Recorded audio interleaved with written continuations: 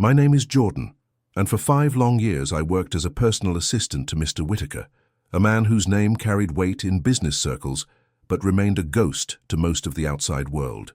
People knew him as the mysterious millionaire who owned half the properties downtown, the one who never showed his face at public events, and whose mansion sat like a sleeping giant at the edge of the city, surrounded by thick iron gates and towering oak trees.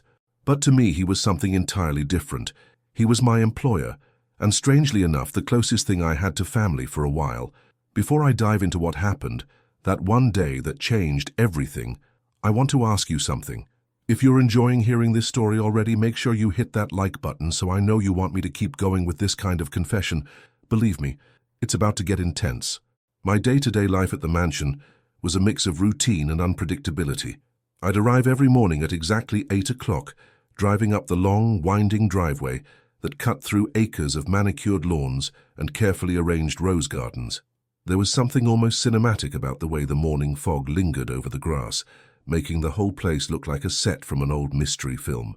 The staff was small, and by staff I mean me, a cleaning lady named Rosa, who only came twice a week, and Mr. Whitaker's personal chef Gerald, who worked afternoons. The rest of the time, it was just me and him. I handled everything from managing his calendar and fielding endless business calls to picking up dry cleaning and stocking the wine cellar. Mr. Whitaker was a man of very particular habits. He liked things done a certain way, down to the placement of pens on his mahogany desk. But for all the access I had, there was always one line I was never allowed to cross: the study. More specifically, the safe inside the study. The study was this dark, wood-paneled room on the second floor, filled with leather-bound books, an antique globe, and dusty trophies from God knows what hunting trips.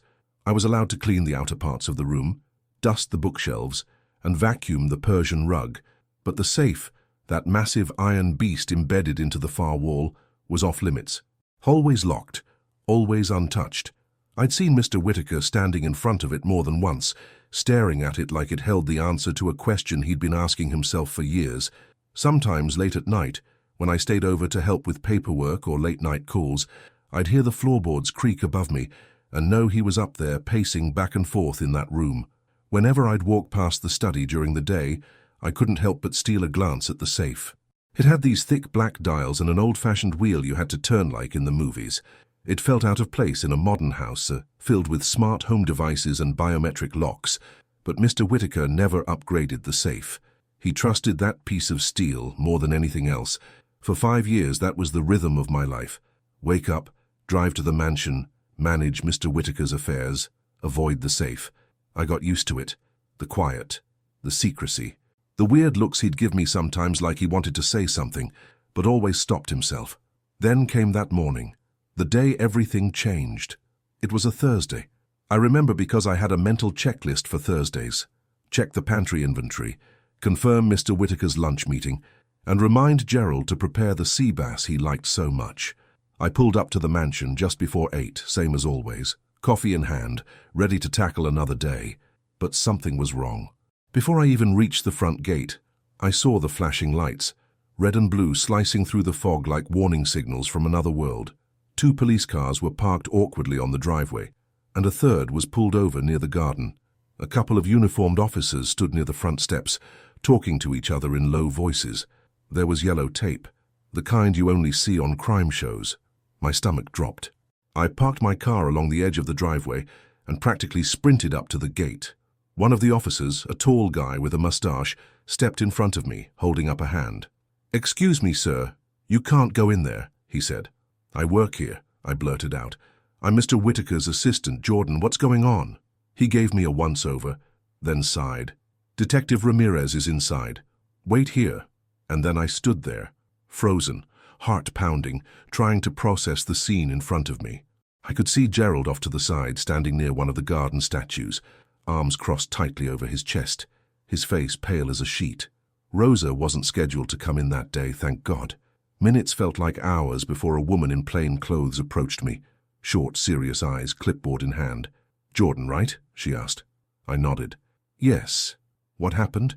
Is Mr. Whitaker okay?" She hesitated. That pause told me everything I needed to know before she even spoke. "He's missing," she finally said, No one's seen or heard from him since last night. Missing, I repeated, like the word was foreign. What do you mean missing? I saw him yesterday afternoon. We went over his schedule for next week. He was fine. Her eyes narrowed just a bit. Do you know if he had any enemies? Anyone who might want to hurt him? Any unusual behavior lately? I blinked at her. Unusual behavior? He was always unusual, but no, nothing like that. Did you hear or see anything strange yesterday? Any visitors, unscheduled appointments? I shook my head, mind racing. No, nothing out of the ordinary, same as always. She scribbled something on her clipboard, then looked back at the house. We'll need to search the premises thoroughly. Would you be willing to help us, walk us through the property, maybe point out if something looks out of place? I agreed, of course. What else could I do? I wanted answers just as much as they did.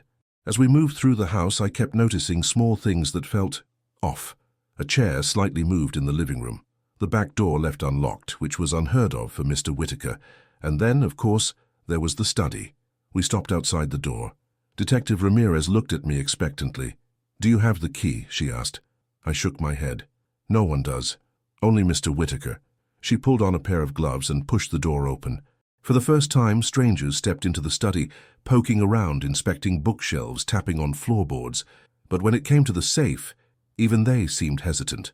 Ramirez walked over to it, crouched down, ran her hand along the edge. Any idea what's in here? She asked. I swallowed hard. No, honestly, I've never seen it open. Not once. Her expression tightened. We'll need to bring in a specialist for this. That's when it really hit me.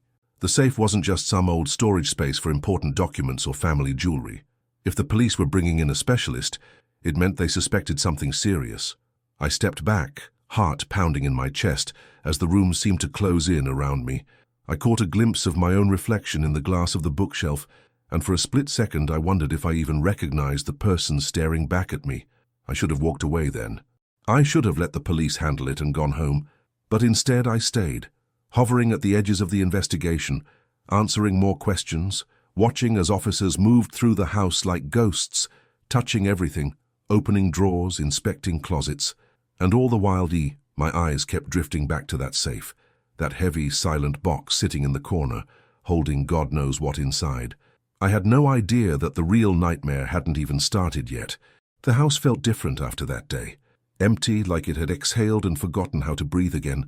For years, Mr. Whitaker's presence had filled every corner, even in his silence.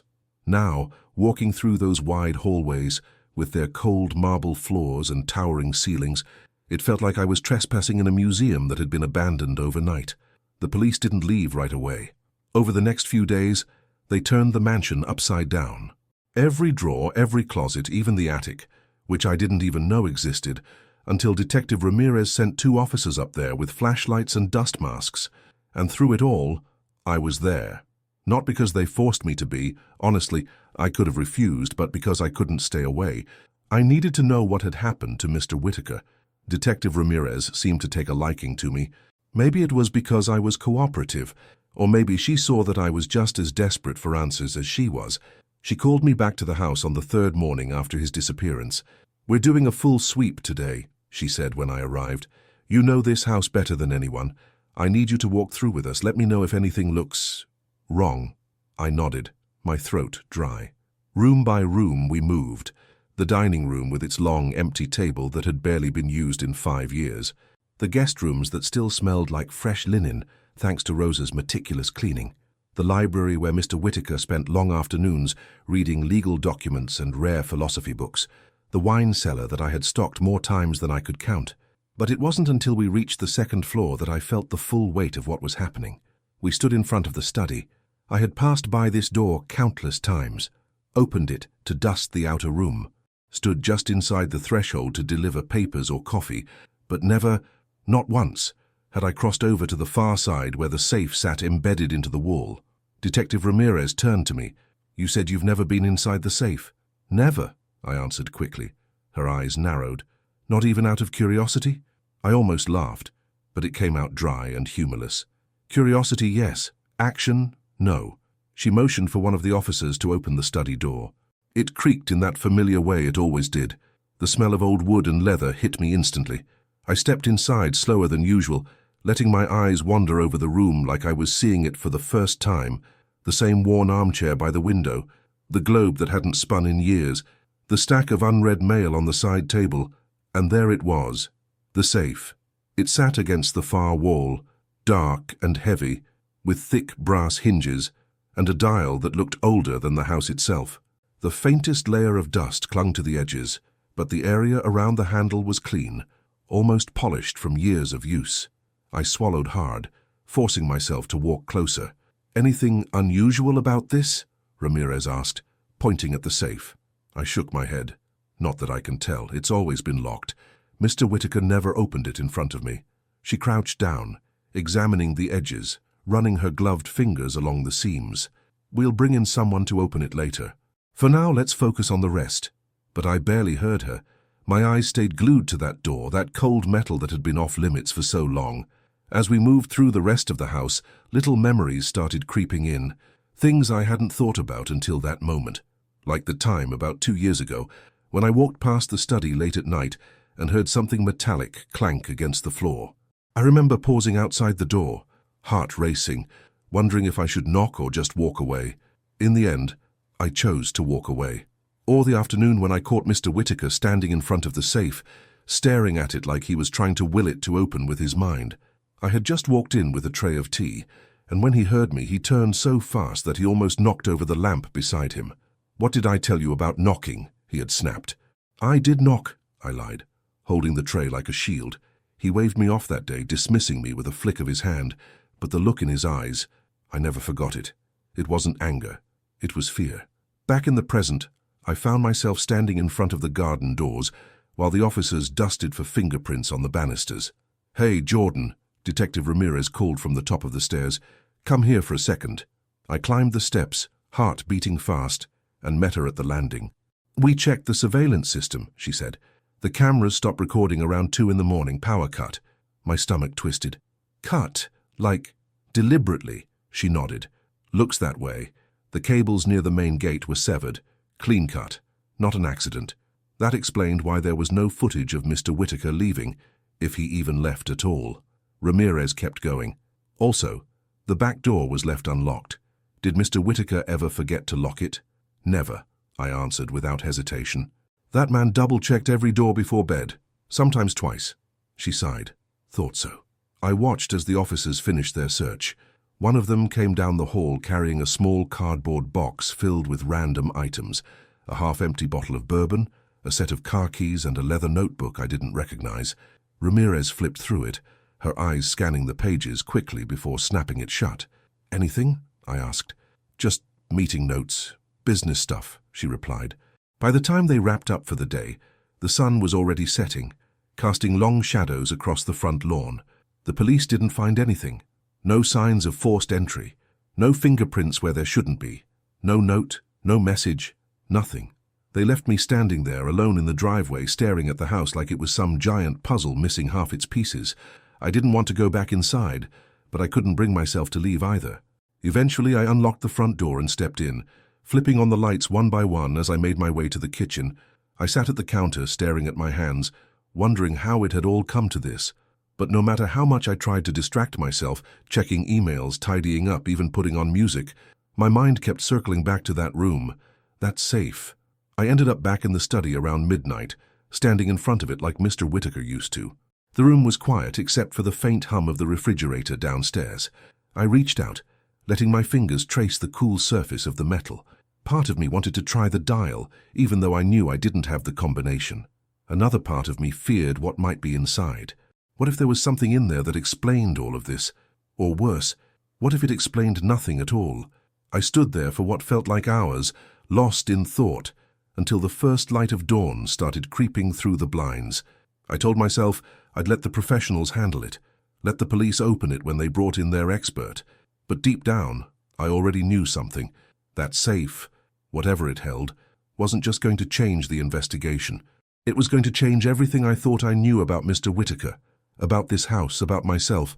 And as much as I tried to shake the feeling, I knew one thing for sure. I wasn't ready for what I was about to find. It had been 4 days since Mr. Whitaker disappeared, and the house still smelled like him. That faint mix of cedar wood and old paper, that had somehow soaked into the walls over the years. Every time I walked through the study or passed by the staircase, it felt like he was just around the corner, about to call out my name, ready to hand me another impossible task or complain about the coffee being too bitter. But he wasn't, and the silence was getting heavier with each passing day. I hadn't slept much. My nights had turned into long hours of pacing between my bedroom and the front porch, staring at the empty driveway, half expecting his car to roll in like nothing had happened. The police had stopped coming by so frequently. Detective Ramirez had told me they were following up on external leads and whatever that meant. The mansion had become a waiting room, and I was the only one left inside. On the morning of the 5th day, just as I was finishing a stale cup of coffee, I heard the sound of something sliding under the front door. A soft shuffle, not a knock, no doorbell, just that. I froze. For a second, I wondered if I had imagined it. But when I stepped into the hallway and looked down, there it was. A plain, cream-colored envelope. No stamps, no return address, just my name, Jordan, written in Mr. Whitaker's unmistakable handwriting. Tight, sharp letters, like he'd carved them with the tip of the pen. My throat went dry. I picked it up carefully, like it might explode in my hands, and carried it to the kitchen table. My fingers trembled as I opened it, unfolding the single sheet of thick paper inside. The handwriting covered the page, and as my eyes scanned the first line, my heart almost stopped. The letter was dated 2 days ago, the day before he vanished. I had to read it twice to believe what I was seeing. Jordan, if you're reading this, then something's happened to me. I wish I could explain everything, but there's no time, and I don't trust that this letter won't fall into the wrong hands. For now, you need to know 2 things. First, I never meant for you to get involved. You were supposed to stay out of this, but now that you're reading this, you're already in it, whether you like it or not. Second, the safe. You've always wondered about it. I know you have. I saw the way you looked at it when you thought I wasn't paying attention. Inside that safe, there are answers, but they won't bring you peace, quite the opposite. If you decide you're ready, the combination is hidden, where I keep the things I can't face. You'll know what that means when you see it. One more thing, only open it when you're ready for the truth. I can't protect you after that. I'm sorry for everything. Whitaker. By the time I finished reading, my hands were shaking so badly, I had to set the letter down before I tore it. I sat there for a long time staring at it, my mind racing with questions that didn't have answers. How did this letter end up at my door days after he disappeared? Who had delivered it? Had he planned this all along? And then, the most pressing question of all, where did Mr. Whitaker keep the things he couldn't face? I closed my eyes and tried to think. Memories rushed back faster than I could hold them. Conversations, passing comments, places in the house where Mr. Whitaker rarely, if ever, went. The attic? No, that was full of old furniture and dust. The basement? No, that was mostly wine and storage. And then it hit me. The old wardrobe in his bedroom. There was this one corner of his room where he kept a large antique wardrobe. Dark oak, with ornate carvings of vines and leaves climbing up the sides. I'd only opened it once in all the years I worked there. That was maybe 3 years ago when I offered to help organize his clothes, and he practically pushed me out of the room before I could even touch it. "That wardrobe stays as it is," he'd said, his voice leaving no room for argument. If there was any place in this house that qualified as where he kept the things he couldn't face, that had to be it. Without wasting another second, I bolted up the stairs and into his bedroom. The air inside felt stale, untouched. His bed was still perfectly made, as always, the blinds drawn, the smell of his cologne lingering faintly in the air. I stood in front of the wardrobe, heart pounding so hard I could feel it in my ears. My hand hovered over the brass handle for a second before I yanked the doors open. At first it looked like nothing more than an old collection of suits and coats, dark fabrics, all hanging neatly on thick wooden hangers, but as I pushed the clothes aside, my fingers brushed against something taped to the back panel, a small envelope. I pulled it free and opened it. Inside was a single sheet of paper with 6 numbers written on it in Mr. Whitaker's handwriting. 6 numbers, the combination. I couldn't breathe. For a moment I just stood there, staring at the paper like it might disappear if I blinked. I had the combination to the safe, and I was the only person who did. Suddenly the room felt colder. Every hair on my body stood on end. I turned quickly, half expecting to find someone standing behind me, watching, but no one was there. I tucked the envelope into my jacket pocket and left the bedroom, locking the door behind me out of pure instinct. Back downstairs, I paced the length of the study, staring at the safe. I could almost hear Mr. Whitaker's voice warning me, "Only when you're ready for the truth." But when would that be? Tomorrow, next week? Or would I never be ready? I sat on the floor right there in the study, back against the door, the combination burning a hole in my pocket. For the rest of that day and well into the night, I kept replaying everything in my head. Why would he trust me with this? Why now? Why in this way? I didn't have answers. Not yet. But one thing was certain. Whatever was inside that safe, it was never meant to stay hidden forever, and sooner or later I was going to have to face it. Sleep became a stranger to me. It wasn't just insomnia. It was something deeper, something heavier. A kind of restlessness that wrapped itself around my chest like a tightening rope. Every time I closed my eyes, I pictured that piece of paper with the 6 numbers written in Mr. Whitaker's familiar, rigid handwriting. I saw the safe, cold and unmoving, sitting there like it had been waiting for me all along. During the day, I'd wander the house like a ghost. I'd sit in the kitchen, staring at the untouched coffee pot. I'd walk out to the garden, pretending I was just getting fresh air, but really, I was looking toward the front gate, half hoping I'd see Mr. Whitaker's car pulling up the drive. But it never did. Each night was worse than the last. Lying in bed, the letter he left me on the nightstand, I'd go over every possible scenario in my head. What if there was something dangerous in that safe? Something illegal? Evidence that could destroy his reputation, or worse, implicate me somehow. After all, I'd been working for him for 5 years. I knew more about his life than anyone else, but at the same time, I didn't know him at all. I kept coming back to our last conversation. It was just 3 days before he disappeared. I remember walking into his study, late in the afternoon. The light from the setting sun spilled across the floor, making the dust particles float like tiny golden specks in the air. Mr. Whitaker had been sitting in his leather chair, staring out the window, a glass of whiskey in his hand. "Jordan," he had said, without turning to look at me, "do you ever regret things you didn't do?" The question caught me off guard. "I guess everyone does," I answered carefully. "Why?" He just chuckled, low and bitter. "Funny thing about secrets, they grow teeth if you leave them buried too long." I waited for him to say more, but he didn't. He just kept staring out that window like he was watching something far away, something only he could see. Now, replaying that conversation in my head, I wondered, was he talking about the safe, about what was inside? The moral weight of the decision started to crush me. On one side, there was loyalty, 5 years of trust. 5 years of following every order without question. Mr. Whitaker was private.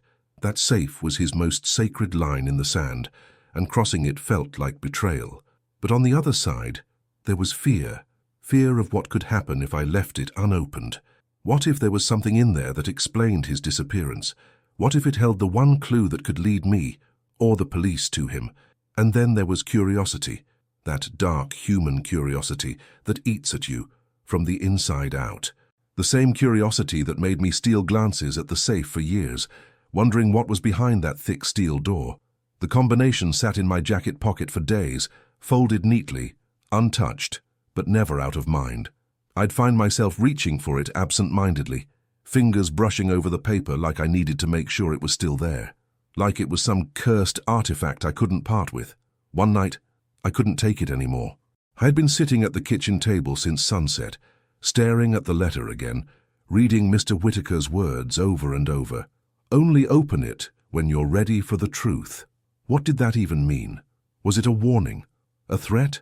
Or just the ramblings of a man spiraling towards something I didn't understand? Around 2 in the morning, I stood up so fast that my chair scraped loudly against the floor. I grabbed the paper with the combination and headed upstairs. I didn't turn on any lights. I moved through the house guided by muscle memory, my heart pounding with every step like a drumbeat getting faster and faster. When I reached the study, I stood in the doorway for a long time, just staring. The moonlight filtered through the window blinds, casting slanted shadows across the floor. The safe sat there in the corner, waiting for me like it always had. I walked over, my hands trembling, as I pulled the folded paper from my pocket. 6 numbers. That's all it was. Just 6 numbers. My fingers hovered over the dial, and for a split second I froze. What if this changed everything? What if after turning that last number I crossed a line I could never uncross? But something deeper inside me, Something stronger than fear pushed me forward. I turned the dial to the first number. Click, then the second, click. My palms were sweating, my breathing shallow. I wiped my hands on my jeans and kept going. The third number, then the fourth. The silence in the room grew heavier, thicker, like the air itself was pushing down on me. The fifth number, the sixth. I held my breath and pulled the handle, but it didn't budge. For a second, panic surged through me. Had I read the numbers wrong? Had I turned the dial too quickly? Was there some kind of trick to it? I stepped back, taking a deep breath, and tried again. Slower this time, carefully turning each number like I was performing some delicate surgery. And then, on the second try, I heard it, a low metallic thunk. The door shifted just slightly, breaking its seal with the frame after God knows how many years. I stood there frozen, my hand still on the handle, staring at the gap between the door and the safe. I hadn't opened it yet. Not fully, just enough to know that it was unlocked now. Ready. I couldn't bring myself to pull the door open all the way. Not yet. My heart felt like it was about to burst out of my chest. My hands were shaking uncontrollably. Suddenly I became hyper-aware of how quiet the house was, how dark the hallway outside had gotten. I swore I heard the faintest creak from the floorboards behind me. I turned quickly, but there was no one there. It was just me and the safe. I stepped back, leaving the door as it was, ajar but not open, not fully. I left the study without looking back, closing the door behind me, locking it just like Mr. Whitaker used to. And for the first time in days I actually slept, but the relief didn't last, because when I woke up the next morning, the study door was open, and I knew for certain that I hadn't left it that way. I don't think I've ever felt my heart beat the way it did that morning.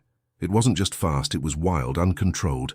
Every thump seemed to shake my whole chest, like my body was trying to warn me, trying to scream at me to stop before it was too late. I stood there at the threshold of the study, staring at the door that I knew without a doubt I had locked the night before. But there it was, wide open, as if inviting me in, or daring me. For a few seconds, I thought about calling someone. The police, maybe, or even Gerald. But what was I going to say? Hey, the haunted safe opened itself overnight.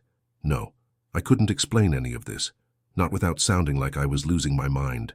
I grabbed the closest thing I could find, a heavy brass candlestick from the hallway table, and crept into the study like I was entering enemy territory.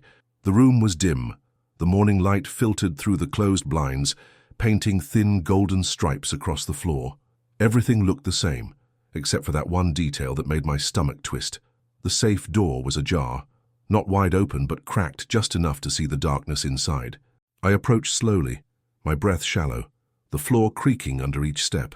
With every inch I moved closer, I imagined something lunging out from the shadows. I imagined finding something I couldn't handle, a body, a weapon, evidence of something terrible. My hand hovered over the edge of the safe door. The metal was cold to the touch, colder than it should have been for a room that had sat untouched for days. I pushed the door open. The hinges let out a low, slow groan like something out of a horror movie. The air that escaped was musty and dense, like the smell of old paper and metal that had been sealed away for decades. The inside of the safe was deeper than I'd expected.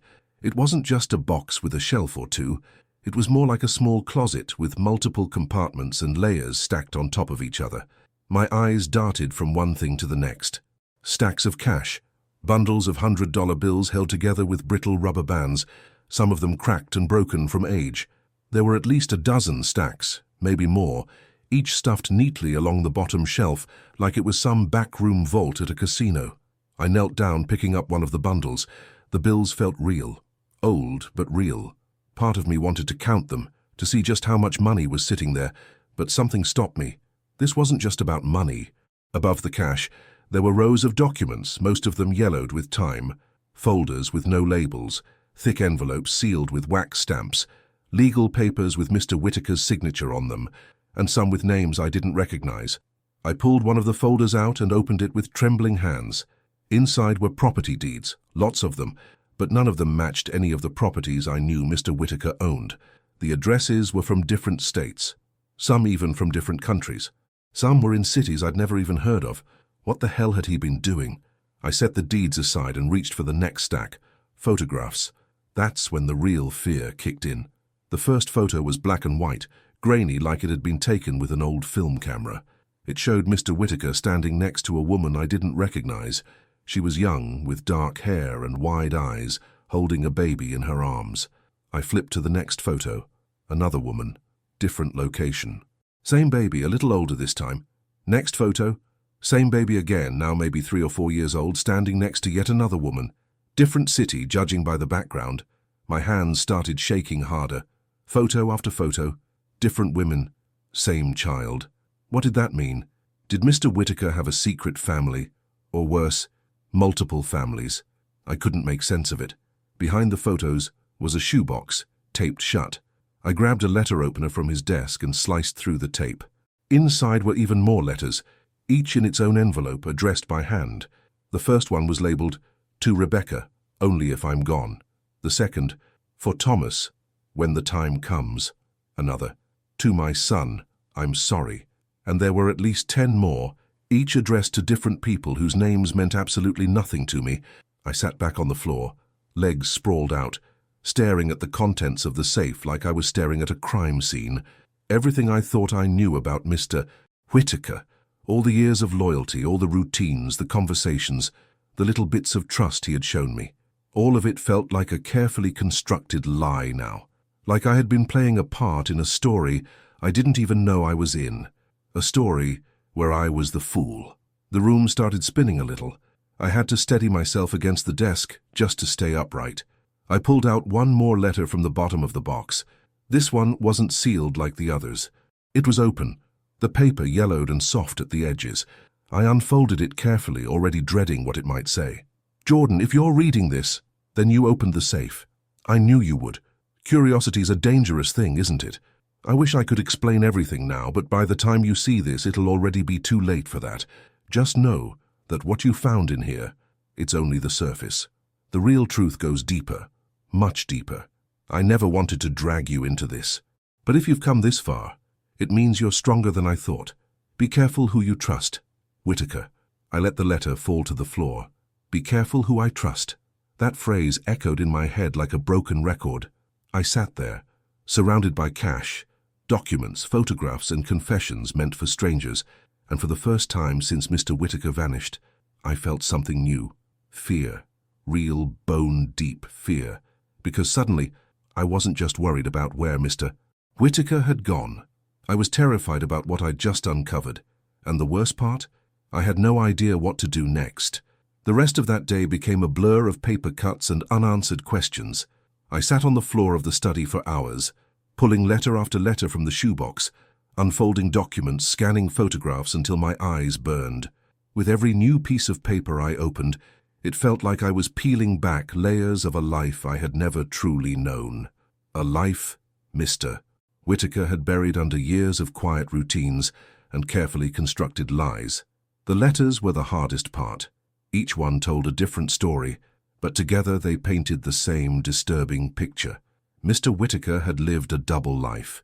Maybe even more than double. There were letters addressed to women from different parts of the country, some from the East Coast, others from small towns I had never heard of. Each letter was personal, emotional, and written with the kind of intimacy that left no doubt in my mind. These weren't casual acquaintances or business partners. These were women who had loved him, trusted him, built lives around him, and with each woman came a child. I found at least 5 different letters where Mr. Whitaker referenced children, sons, daughters. He mentioned birthdays he'd missed, promises he'd broken, and in some cases, money he'd sent to help them without ever revealing his real identity. I tried to map it out in my head, but the timeline made no sense. While he was here, living in this mansion, managing his empire, maintaining his reputation as a solitary businessman, he had been sending money, letters, and even gifts to people scattered across the country. I reached for one of the thicker envelopes at the bottom of the box. Inside were wire transfer receipts, dozens of them, thousands, no, tens of thousands of dollars sent out monthly, sometimes weekly, to different bank accounts under fake business names. I shook my head in disbelief. How? How had he managed this for so long without anyone noticing? Without me noticing? But as I dug deeper, the story got worse. Mixed in with the personal letters were others, correspondence from people whose names made my skin crawl. Names I recognized from late-night news segments about criminal investigations and federal indictments. Names connected to fraud cases, shell companies, and offshore accounts. One letter stood out immediately. It was from a man named Alan Griggs. I didn't know the name personally, but the tone of the letter was unmistakable. This wasn't a friend or family member. This was someone who had Mr. Whitaker cornered. The letter was typed, short, and to the point. Whitaker, the payments stop, the story breaks. You know the drill. Next deadline, October 15th. Don't be stupid. AG. I read it 3 times just to be sure I wasn't imagining things. Mr. Whitaker was being blackmailed, and it wasn't just one letter. As I dug further, I found a string of them. Demands for money, threats of exposure, vague but sinister references to the files and the tapes, each one more aggressive than the last. I leaned back against the study wall, running both hands through my hair. This man, the same man who had trusted me with his grocery lists and his travel plans, had been tangled up in something far darker than I ever imagined. But the final blow came when I opened a small blue envelope, one I had somehow missed earlier. Inside was a single sheet of paper, handwritten. My name was at the top. Jordan, I know by now you've probably opened the safe. I never wanted you to be part of this, but life doesn't always care about what we want, does it? There's something you should understand. None of this was accidental, not even you working here. I chose you for a reason. You're smart, you're loyal, and most importantly, you're clean. No ties to anyone who would use this information against you, or against me. I've been preparing for this day for a long time. Every decision, every lie, every wall I built, it was all to protect something bigger than me. And now it's your turn. The documents in this safe, they're part of a larger puzzle. I've left instructions hidden where you'll know to look next. If you're reading this, I'm either dead or running out of time. I'm sorry, Jordan. Whitaker. I dropped the letter onto the floor like it burned my fingers. My mind went into overdrive. He chose me. On purpose. That job interview all those years ago. The endless background checks. The strange questions about my family, my history, even my financial records. It all made sense now. He hadn't hired me because I was the best assistant for the job. He'd hired me because I was the safest bet. A clean slate, someone with no baggage, someone he could trust with something like this if everything went sideways. My head started to ache, my stomach twisted. I stood up and paced the room, glancing at the documents piled on the floor. The cash, the photographs, the letters. This wasn't just about missing money or broken hearts. This was about something bigger, something that had been growing behind closed doors for years. And now it was on me. The clock on the wall ticked louder than usual, and for the first time I noticed how late it had gotten. The shadows in the room had lengthened. The air felt colder. Outside the window, the driveway stretched out like an empty runway. I grabbed the letters, shoved them back into the shoebox, and tucked the most sensitive documents into a backpack. I didn't know exactly what I was going to do next, but I knew one thing for sure. Sitting here in this house alone with all of this information, that wasn't an option anymore. I needed answers, real answers. And if Mr. Whitaker had really left me instructions hidden where I'd know to look next, I had to find them before someone else did. Because if he was being blackmailed, if other people already knew about this, it meant I wasn't the only one looking for what Mr. Whitaker left behind. The paranoia didn't start right away. At first, it was just a lingering feeling in the pit of my stomach, like I had forgotten something important or left the stove on at home. But within days of opening the safe, that feeling grew into something sharper, more invasive, like eyes on the back of my neck that I couldn't shake off. The first time I noticed the black SUV, I was leaving the grocery store near my apartment. It was late afternoon, the sky a dull grey, threatening rain. I was juggling a paper bag full of frozen dinners and overpriced coffee when I caught a glimpse of it parked across the street. Blacked-out windows, shiny chrome trim, idling like the driver had nowhere else to be. At first I didn't think much of it. Big cars like that were common enough in the city, but then I saw it again the next day.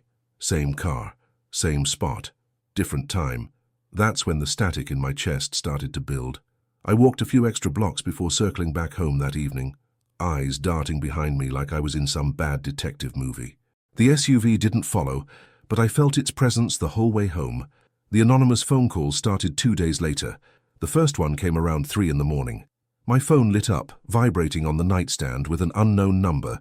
I was half asleep, still tangled in dreams of Mr. Whitaker's study, when I grabbed it and answered. "Hello," I croaked, my voice thick from sleep. Silence, not even breathing, just nothing. I stayed on the line for almost a full minute, heart pounding, before finally hanging up. The second call came the next afternoon. Same number, same silence. By the time the third call came that evening, I didn't bother answering, but I couldn't shake the fear crawling up my spine. I started keeping my curtains closed. I unplugged my landline. I stopped going to the coffee shop I'd visited every morning for the past 3 years. The streets I used to walk felt narrower now, darker somehow, even in broad daylight, but none of that compared to what happened 4 nights after the safe. I came home from work. Yes, I still had a day job to hold on to, though focusing on anything had become nearly impossible, and something felt wrong, different. I stood in the hallway outside my apartment door for a full minute before inserting my key. The air felt heavier, thicker. I noticed a faint scratch on the doorframe that hadn't been there before, small but noticeable once you were looking for it. My key slid into the lock, and as I turned the knob, my stomach dropped. The door wasn't fully closed. It creaked open under the weight of my hand, swinging inwards slowly, revealing my darkened living room. I froze, completely paralyzed. I hadn't left it like that. I always locked the door. Always. For a few seconds I stood there at the threshold, listening for any sounds from inside. Nothing. No footsteps. No voices. No movement. But the silence felt loaded, like the room itself was holding its breath. I stepped inside cautiously, flicking on the nearest light switch. The lamp buzzed to life, casting a soft glow over the living room. Nothing seemed out of place at first glance. The couch was the same, the coffee table untouched. My backpack still propped against the wall where I'd left it that morning, but then I noticed the bookshelf. A single book pulled halfway from the row, one I hadn't touched in months, a dusty old crime novel I barely remembered owning. I approached it slowly, my heart racing, and pulled it the rest of the way out. Behind it, nothing. But that wasn't the point. Someone had been here. Someone had stood in this room long enough to wander over to my bookshelf and slide out a random book, like they were looking for something hidden behind it. I rushed to check the rest of the apartment. My bedroom closet, the bathroom cabinet, even under the bed. Everything seemed untouched, but I couldn't shake the feeling that every surface had been observed, every drawer considered, maybe even opened and closed again with surgical precision. Whoever had been here hadn't taken anything. They weren't here to steal. They were here to send a message. I sat on the floor, back against the wall, forcing myself to breathe slowly, evenly. My phone buzzed in my pocket. Another unknown number. I didn't answer. I grabbed my backpack and stuffed it with the documents from the safe, the ones I hadn't dared leave at the mansion. The photographs, the letters, everything with Mr. Whitaker's name or mine on it. For the first time, I wondered if I should take it all to the police. Just show up at the nearest station and dump everything on the desk of the first officer I saw. But the thought of Ramirez popped into my head. Her questions, the way she'd looked at me the day Mr. Whitaker disappeared, like she was already wondering how much I was telling her and how much I was hiding. I couldn't trust anyone, not yet. Instead, I grabbed a change of clothes, some cash, and booked a cheap hotel room across town under a fake name. I didn't care about the scratchy sheets or the flickering light in the bathroom. I just needed space, time to think. That night, lying on the unfamiliar mattress with the sound of traffic bleeding through the thin walls, I pulled out one of the letters from the safe again, the one Mr. Whitaker had addressed to me. I reread the last line over and over. Be careful who you trust. He wasn't being dramatic. He wasn't being poetic. This was a warning, clear as day. And now, sitting there with my heart pounding and my mind running wild, I understood why. Someone else knew I had opened the safe, and they weren't done with me yet. I didn't expect the knock at my hotel door. Not after days of anonymous calls, late-night paranoia, and waking up in cold sweats from nightmares I couldn't even describe. The sound was soft, but deliberate. 3 taps. Like whoever was on the other side knew exactly how much noise to make to get my heart racing. I sat there for a few seconds, staring at the door like it might come alive. The cheap lamp on the nightstand flickered again, casting uneven light across the stained carpet. The clock said it was just after 10 at night. Too late for hotel housekeeping. Too early for the kind of trouble I was expecting. Or maybe right on time. Against every instinct screaming at me to stay put, I stood up, crossed the room, and peered through the peephole. There she was, One of the faces from the photos I had found in Mr. Whitaker's safe. Her hair was shorter now, darker too, but her eyes were exactly the same as in the photograph where she stood beside him, holding the hand of a little boy I didn't recognize. I opened the door just a crack. "Jordan?" she asked softly, her voice trembling like she had rehearsed this moment 1,000 times and still wasn't ready for it. "Who are you?" I asked, my throat tight. She swallowed hard. "My name's Evelyn. Evelyn Carter." The name hit me like a slap. It was on at least 2 of the letters from the safe. One of them was titled, "To Evelyn, in case of the worst." I opened the door fully and let her in. She walked past me, glancing nervously around the room like she expected someone to burst in behind her. I could see the same exhaustion in her face that I'd been feeling in my own. Dark circles under her eyes, shoulders hunched like she'd been carrying something heavy for way too long. We sat down, both of us on opposite ends of the bed like strangers waiting for bad news in a hospital room. "I didn't know how else to find you," she started, "but I figured, after you opened the safe, you'd be here, or somewhere nearby." I blinked. "How did you know I opened the safe?" She let out a shaky breath and pulled a small burner phone from her purse. "Because Mr. Whitaker told me you would. He planned for it, months ago." I stared at her, heart pounding. "Wait, you talked to him recently?" "Not exactly." She pulled out a folded piece of paper. "He sent me this about 3 weeks ago, told me that if something happened to him, I'd need to find you, said you'd have questions, and that I had some answers." I grabbed the paper from her hands and skimmed it. It was short, just a few lines written in Mr. Whitaker's unmistakable handwriting. "Evelyn, if you're reading this, go to Jordan. Time's almost up. W." My stomach flipped. I looked back at her. "So tell me, what the hell is going on? Who are you really, and what was he mixed up in?" She stared down at her hands for a long time before answering. "I met Whitaker almost 10 years ago," she began. "At first, it was casual, business meetings, long dinners, but it didn't stay that way. He helped me out of a bad situation, paid off some debts I couldn't handle, but nothing comes free with him. Not really." Her voice cracked for a second, but she kept going. "Over time, I found out he had others, other women, other families. But by the time I knew the full extent of it, I was already involved. Too involved." I didn't interrupt. I let her speak. I needed to hear it all. There were people who wanted things from him. Dangerous people. He played both sides for a while, paid them off, kept them quiet.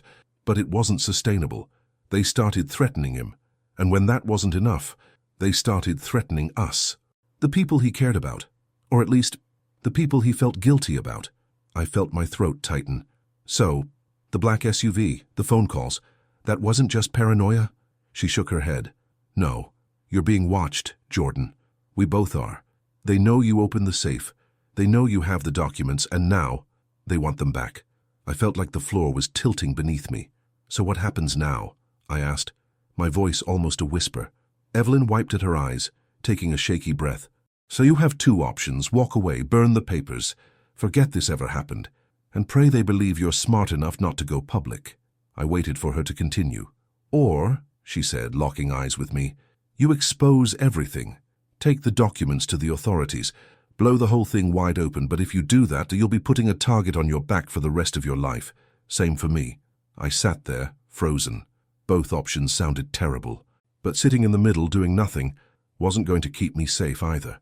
I could feel it in my bones. They were already closing in. Evelyn stood up, smoothing out her jacket. "I have to go. Staying here too long isn't safe for either of us." I wanted to ask her where she was going, but something told me she wouldn't tell me even if I did. Before she left, she paused at the door. "For what it's worth, he trusted you, Jordan, more than anyone." And then she was gone. The door clicked shut behind her, and I was alone again. I sat there in the dim hotel room, staring at the pile of documents now stuffed at the bottom of my backpack. The letters, the photographs, the bank records, everything that could unravel years of lies and expose people with more power than I could imagine. I pulled out Mr. Whitaker's letter to me one last time, reading the words that felt heavier now than ever before. "Be careful who you trust." And now here I am, telling you all this. Every word, every detail. Because the truth is, I still haven't decided what I'm going to do next. I could burn it all, pretend none of this ever happened, go back to my life and hope that the eyes watching me eventually look away, Or I could take this story, these documents, and hand them over to someone who can make them matter, make them count. But at what cost?